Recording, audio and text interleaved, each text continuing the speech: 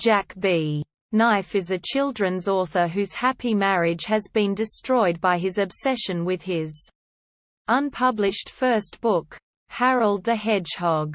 He is working on a series of manuscripts titled Decades of Death, about Victorian-era serial killers. He has become obsessed with serial killers and paranoid that people are watching him and trying to kill him, which isn't helped by the fact that a serial killer called the Hanoi Handshake Killer, who cuts off the fingers of his victims, has been active in his neighborhood while trying to give money in a sock to carolers. Jack is startled by a phone call from his agent, Claire. She tells him that Harvey Humphreys, the head of scripts at the BBC, is interested in Jack's scripts and arranges a meeting between the two in just a few hours. Jack convinces himself that Humphreys is a serial killer but plans to attend the meeting anyway. Jack tries to clean his clothes in the oven to be presentable for his meeting with Humphreys, only to find that he has superglued a carving knife to his hand. After trying to remove the knife, he discovers that his clothes are ruined. Jack realizes that he has to go to the laundrette. Since he is terrified of the prospect, he calls Professor Friedkin, an old friend, and asks for help. After listening to Jack's traumatic memories of the laundrette, Friedkin convinces Jack that he must confront his fears and go there.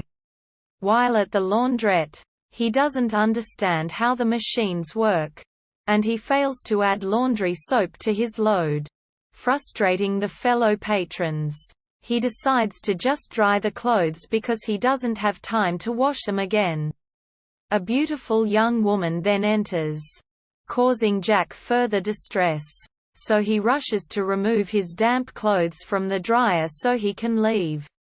Forgetting that the carving knife is still glued to his hand, he removes his hand from his pocket and causes the other customers to panic and lock him in the laundrette. The police arrive, break into the laundrette and subdue Jack. The police remove the knife from his hand and treat his wounds. They are about to take him to the police station when a helicopter flies over and announces that there is an emergency and they are needed elsewhere. They hastily throw Jack into the back of the police van and drive off.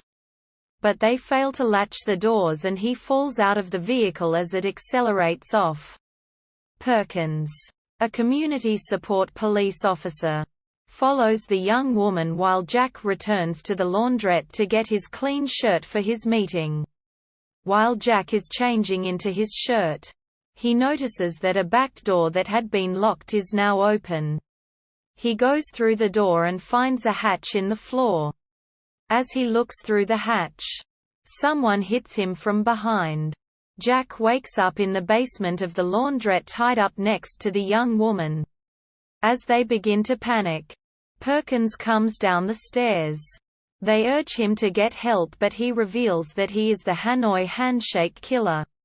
He cuts the fingers off of his victims and blames the killings on the Vietnamese mafia.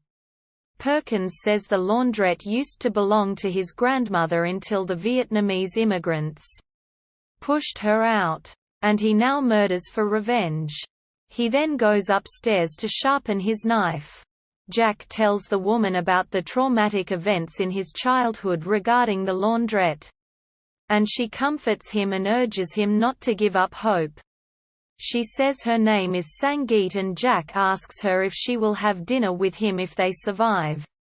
Perkins returns carrying a boombox playing the song The Final Countdown by Europe. Perkins and Jack argue about the song's genre, causing Perkins to tell them about his childhood. His mother died when he was very young and his grandmother took him in and gave him a room in the cellar. During this story we see that this was the same laundrette that Jack was abandoned in and he was being watched by Perkins from the back room. Jack and Sangeet try to get Perkins to admit that his grandmother did not take proper care of him. Jack argues that Tony is not a good serial killer because he is not original. He supposedly has his grandmother's body in a rocking chair, which references the film Psycho. Sangeet frees herself and injures Perkins as he is about to murder Jack.